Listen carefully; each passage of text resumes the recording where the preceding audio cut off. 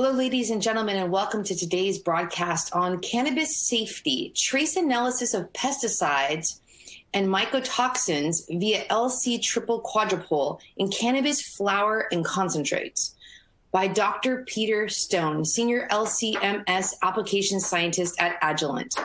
And I'm Susie Valdez of LabRoots, and I will be moderating today's event.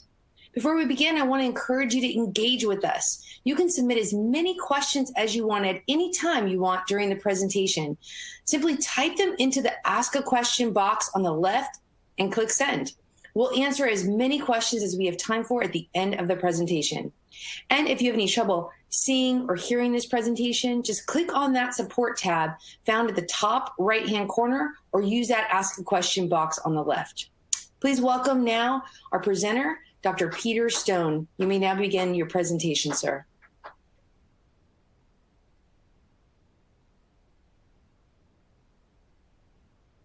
So good day, everybody. My name is Peter Stone. I work for Agilent Technologies as a applications development chemist.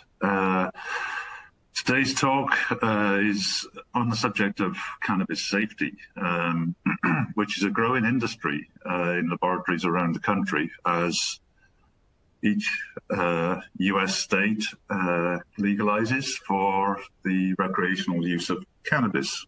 Specifically today, I'm going to be talking about pesticides and mycotoxins analysis, trace analysis of those via LC triple quad in cannabis flower, and also how to actually analyze for those in cannabis concentrates or distillates, as some forms of those are actually called. So I will start off the presentation actually with a disclaimer, which we at Agilent have to express, that Agilent products and solutions are intended to be used for cannabis quality control and safety testing in laboratories where such use is permitted under state or country law. Okay.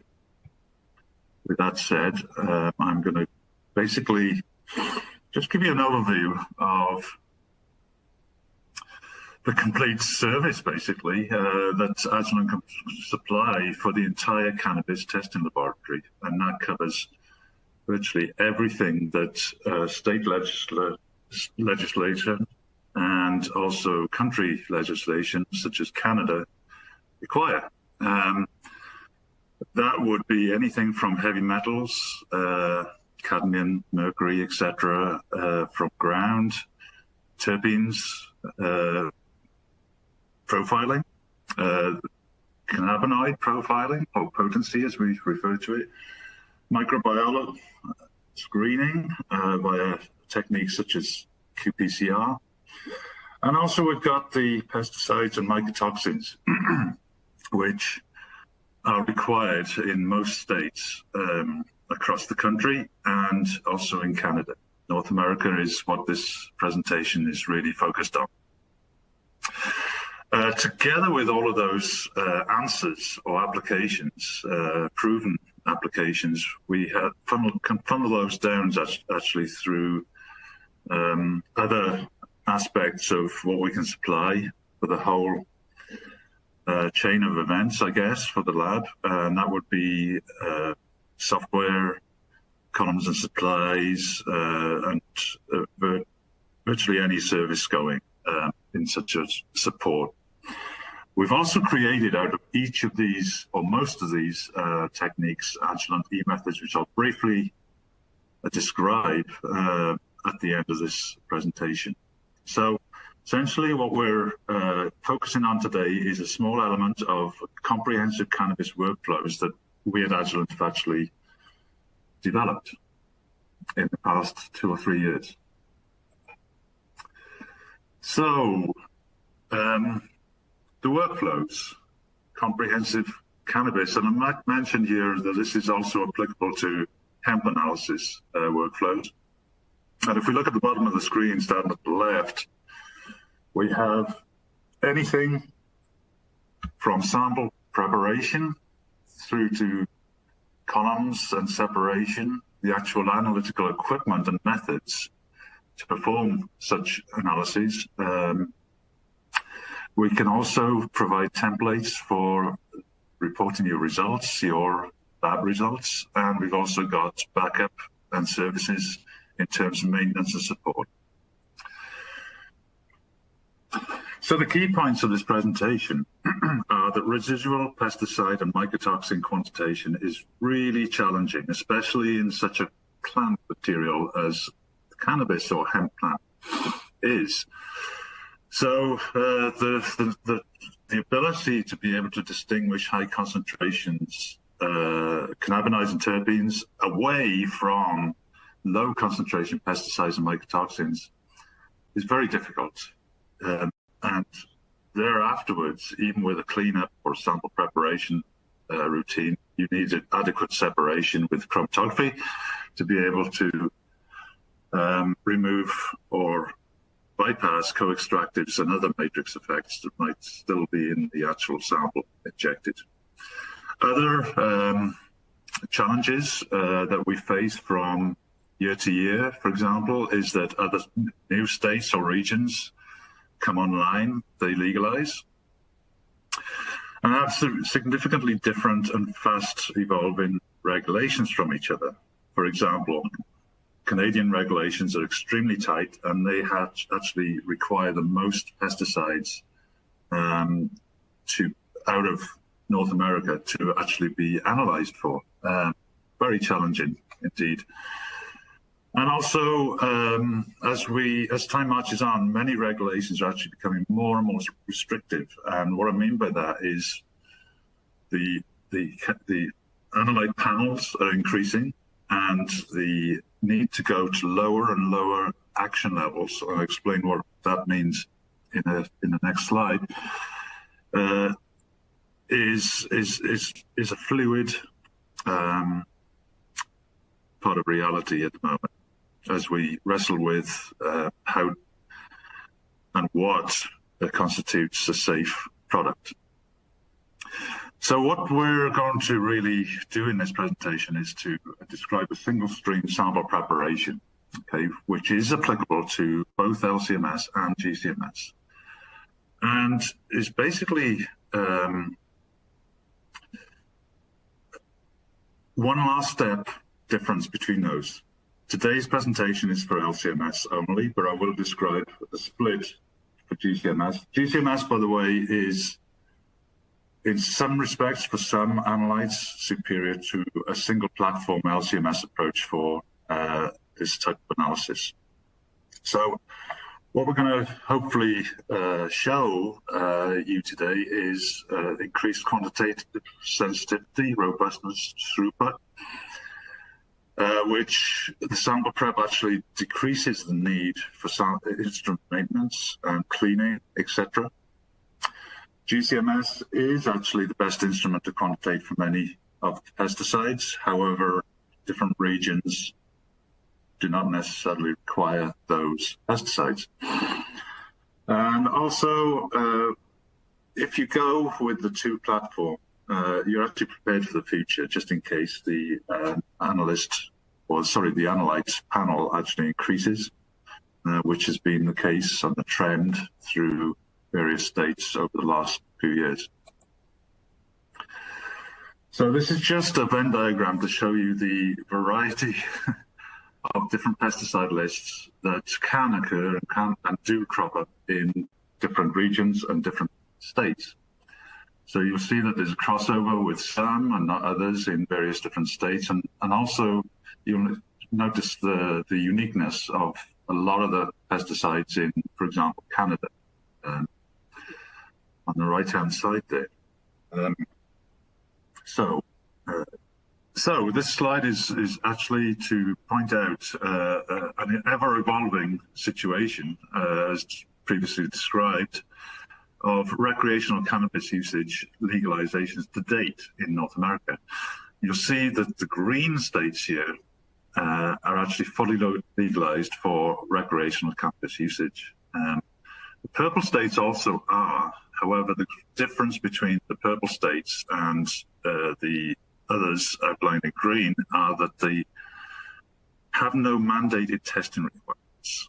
Okay, so the laboratories really that are setting up across the country are in these green regions, and soon, I'm slightly out of date by just about almost a week. Some of these states, some new states have actually come online. I understand, like Montana, New Jersey, and South Dakota come online in terms of voting to actually legalize cannabis usage in recreational forums. So I mentioned the word action level. This is basically the quantitative concentration a pesticide cannot exceed, and it defines the pass or fail results of an analysis or batch. Depends on what happens to the batch there afterwards, if they've failed, for example, in the relevant region or state. However, in California, for example, a fail would constitute a batch of produce, flour, or concentrates, etc., being destroyed, which is a lot of money to lose. The lowest limit of quantitation, or LLOQ, you see that through some of these slides today, that is basically, it's not necessarily the action level. However, it is the empirically determined lowest concentration from your instrument that is confidently quantified. And finally, LOD, or limit of detection, that is empirically determined as the lowest concentration that is confidently differentiated from noise from your instrument. Okay, it's always lower than the LOQ or LLOQ. So just to outline the kind of panel, I mean, I've actually pulled out 67 pesticides here, plus 5 mycotoxins and 1 synergist, which is colored in red, MGK264. This is the California list, but I've pulled this out just to demonstrate, for those of you that know anything about these pesticides, that we've got a full range of all sorts of analytes, from very polar to very non-polar types. So we're actually doing these, analyzing these in one complete method is actually quite difficult. However, we have, excluding obviously the bold face 4 analytes there, which are reliably analyzed via GCMS techniques, I've actually basically pulled those all together so that you can actually see the wide range. There are 67 pesticides here, 5 mycotoxins.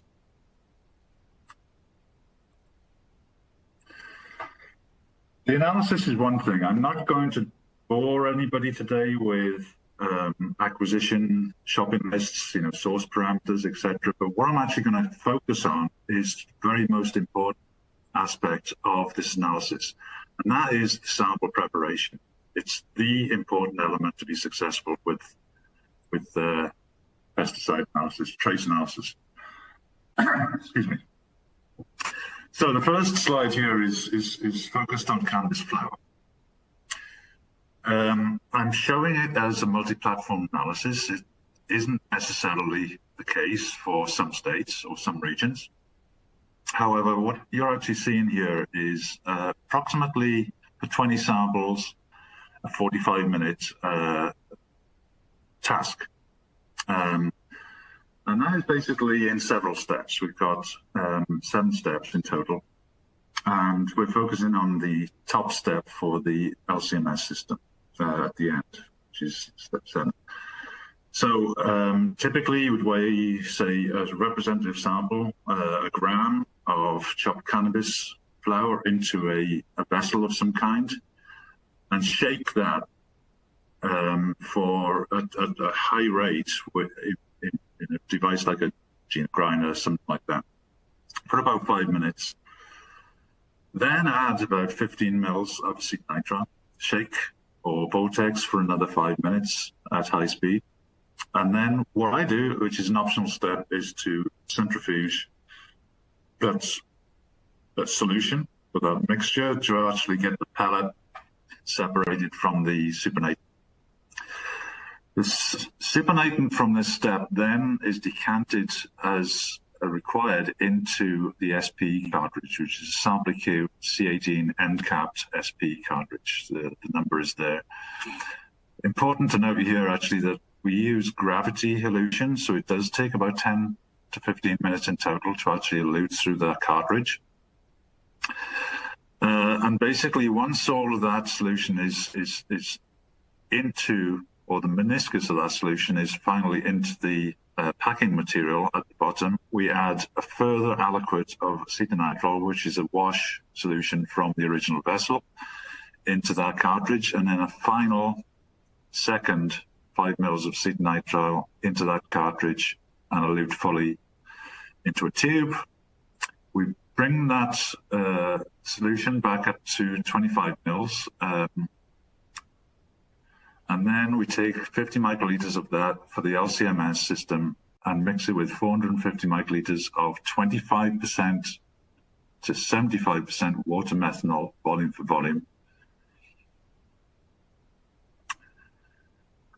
Okay, and then that's ready to inject straight into the mass spectrometer.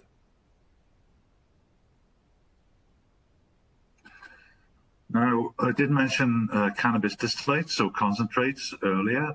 This is a slightly different routine, but it's almost identical in approach.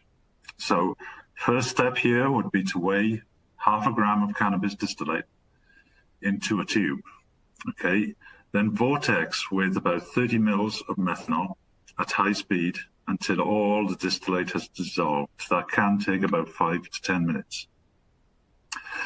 Next, we transfer all of that, 15 mils of that 30 mil solution through the SP cartridge, which is, again, the same unconditioned sample Q C18 end capped SP cartridge via gravity elution.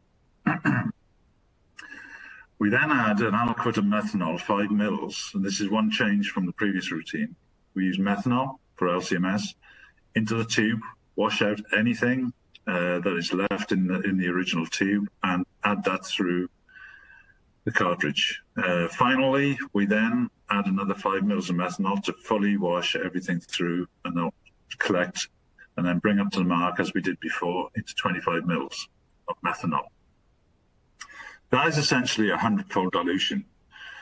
And then we do the same thing to make a 250-fold dilution as we did in the previous slide that I didn't mention, by taking 100 microliters of extract and mixing that with 150 microliters of 25% aqueous to 75% methanol, volume for volume, into the vial, and it's ready to shoot.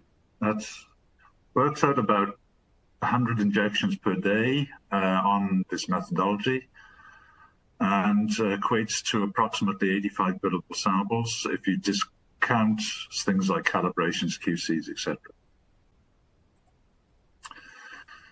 Here is a slide showing the typical recovery studies from both the concentrates and the flour. These are averaged, and as you can see, at a low concentration of the original material, 60 ppb, we're achieving very, very close to 100% recovery from most of these. One outlier would be phenhexamide, which has a slight enhancement. And the second outlier would be the pyrethrin, which are pretty difficult to extract anyway, but they still fall between the legislation that requires sample preparation recoveries of between 70% and 130%, such as California. Also, for the mycotoxins, here are the recovery results at a concentration of 4 ppb. And they're all very, very close to the 100% recovery mark, which again is consistent with most state and regional requirements. Final step of the sample preparation, that was a little complicated. Why am I using 25% aqueous and 75% methanol in that? Isn't that a bit too high in terms of organic to inject onto our LC-MS system? Well, yes, it is. However, the solubility studies that we carried out on these typical pesticide lists show that the solubility of about 14 of these outlined in green is very poor, with a concentration, aqueous concentration, above 25%. And so the sample prep routine does not go above 25% in that final step for the LC-MS sample prep. The instruments there afterwards, if you take a look at the application note, which I will show you shortly in the next slide,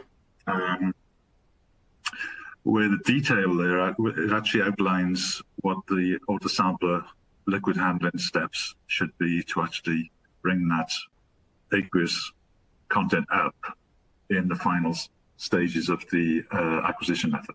A couple of comments here on sample prep for cannabis. We tried quenches. It didn't work. It didn't work adequately in recoveries for at least a handful of these analytes. They were the most polar analytes, so we had to move on and try something different. We tried also dispersive SP. It didn't have sufficient capacity. We also found that certain types of dispersive material co-scavenged the acidic and the planar pesticides. So what we just presented here is a simple, inexpensive SP filtration cleanup. Overview of the methodology of analysis. Okay, I'm not going to go into the details. You will find those on the application notes. I'm just about to show you. However, what I am going to say is that Agilent Methodologies recommend one of two front-end or HPLC systems, sample introduction systems, and that would be the 1260 or the 1290 binary pump systems. Okay. The second aspect is the detector, the mass spec. We either recommend the Altivo LC-MS, which is the compact instrument on the left, or we recommend the 6470 LC-MS triple quad system, which is pictured on the right. And I'll go to the next slide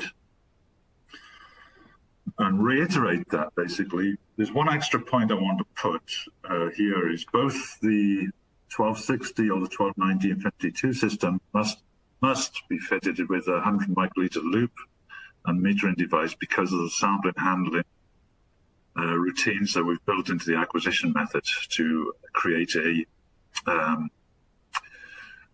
perfect chromatography for these. The chromatography, by the way, is actually based around the porous shell packing material, which is a porous shell 120 phenol hexyl, and the column length would be 3 millimeters by 100 millimeters. And we also recommend the guard column, which is outlined there. The difference between the 1260 and the 1290 is not in chromatography. It's actually due to differences in dead volume of those pumping systems. And essentially that works out to difference in cycle time per sample, per billable sample of 11 minutes for the 1290 system and 13 minutes for the 1260. The real details of everything in this methodology is outlined very specifically in each of these application notes. The top application note, the one pictured on the left, is actually it actually describes the California, Michigan, Nevada, Oregon, and Washington panels and typical results that you're actually going to get from those acquisition methodologies. The second application note there, which you just have to take a note of the number and search the agilent.com site to get hold of those. It actually covers the requirements and methodology that we recommend for Canadian target list. Both of those are actually just outlined in the sample prep for cannabis flower. We've got the concentrates application notes in progress at the moment, and we'll release those soon. So what does the chromatography look like? This is an example. This is a California state list, just an overlay at actual concentration 500 ppb which equates to a pre-extraction concentration of 125 ppb, which is round about the action level of California state. Is slightly higher, in fact, of most of these pesticides. Here's some example calibration curves. Mostly everything is linear in terms of its calibration. And these three analytes I picked because, first of all, they're pretty difficult analytes, don't behave themselves very often. And also, we have diminizid, ivermectin. Diminizid is typically the first elute, is very, very polar.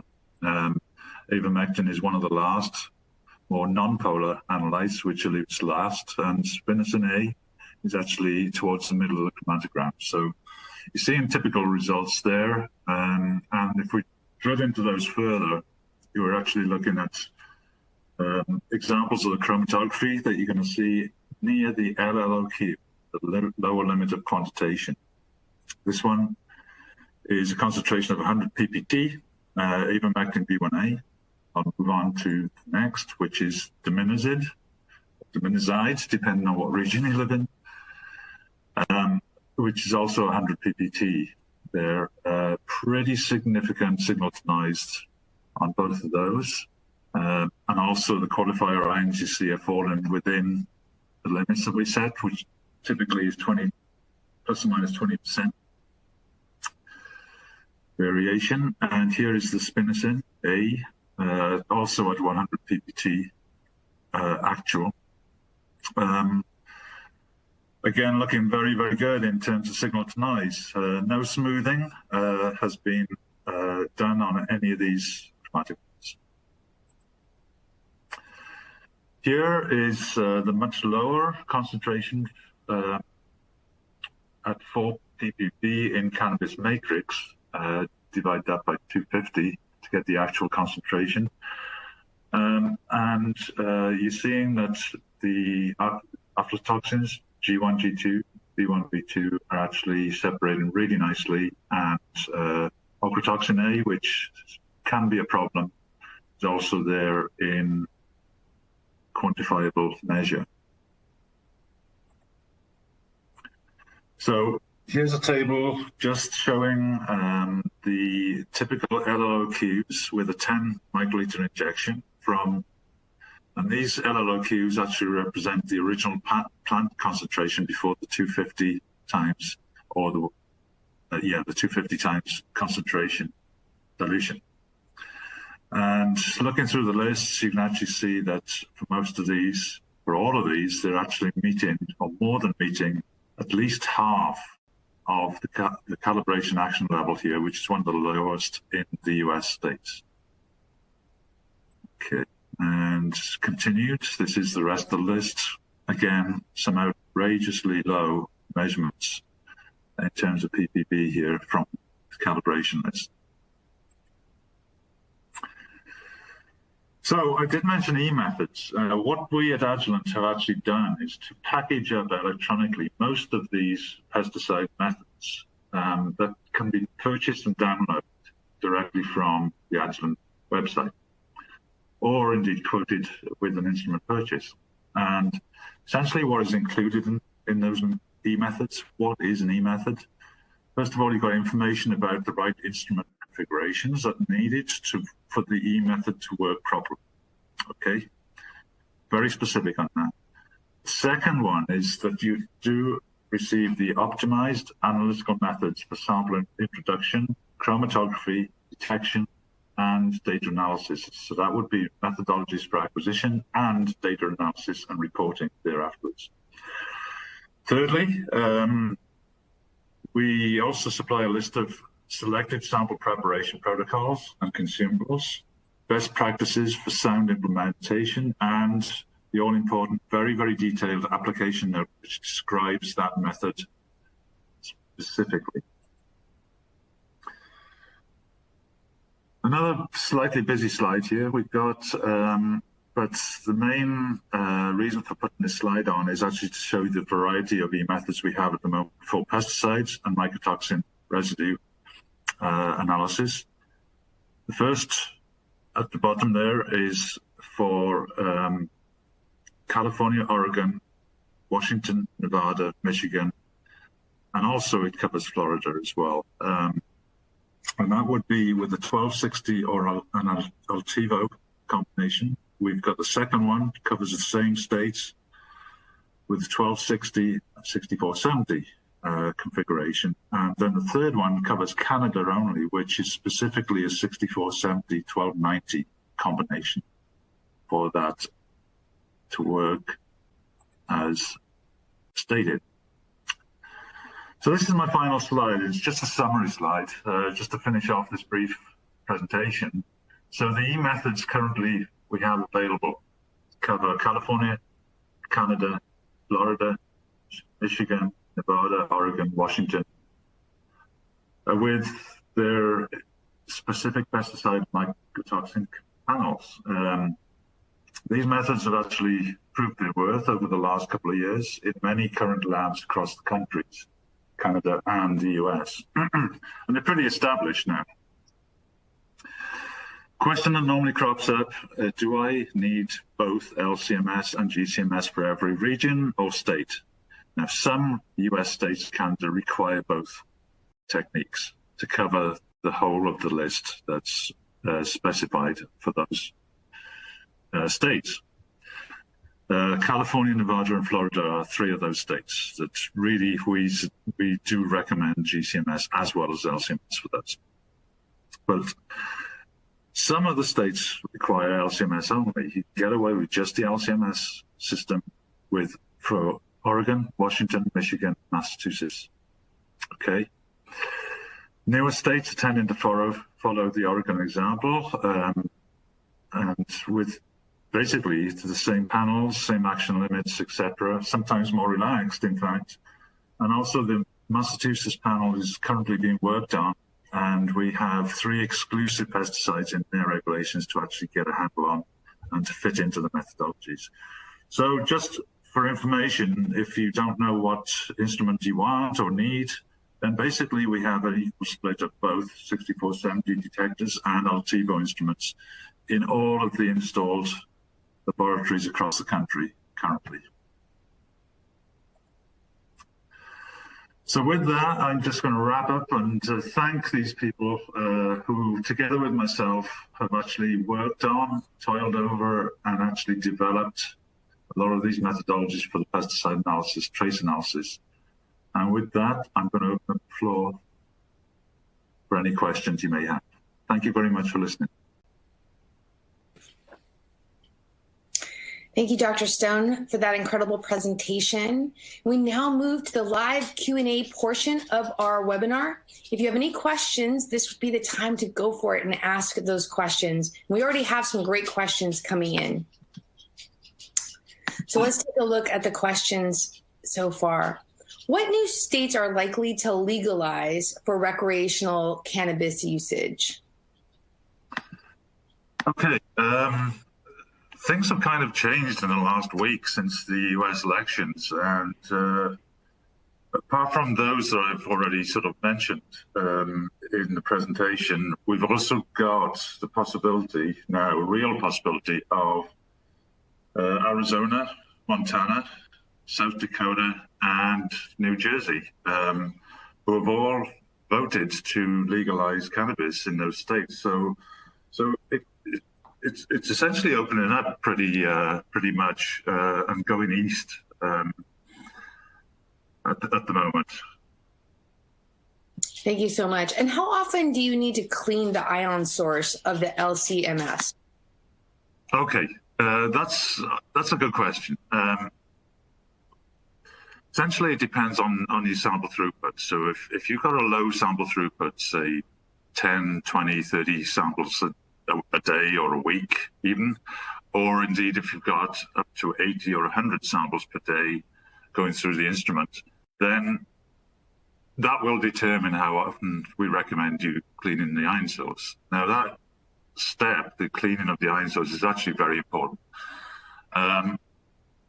With the sample prep routine that we actually have just described to you for both the concentrate and the flour, essentially, I would say for a high throughput lab, I would recommend cleaning the ion source probably once a week, probably Monday.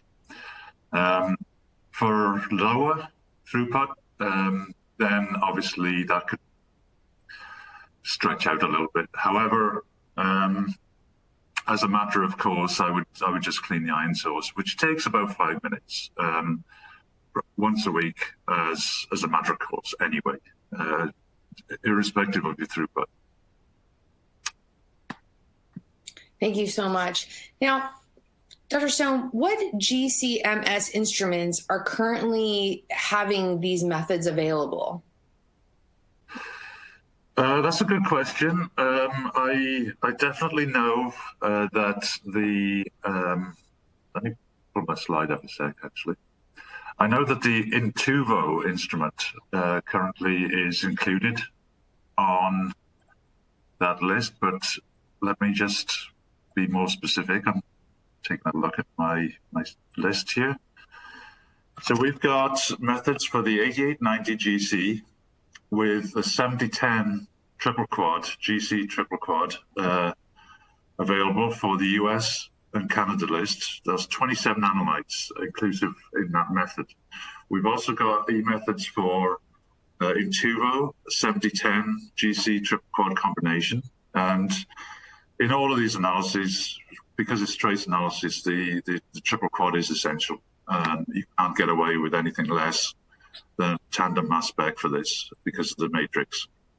And we've also got a third method, which is a combination of 8890, 7010 again, GC triple quad for Canada only, local pesticide list and requirements. Thank you so much. Now, you had mentioned to one audience member about cleaning the ion source.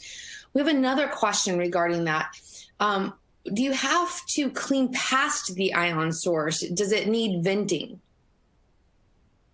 That's a really good question as well, actually. And it's something I should have mentioned during the talk.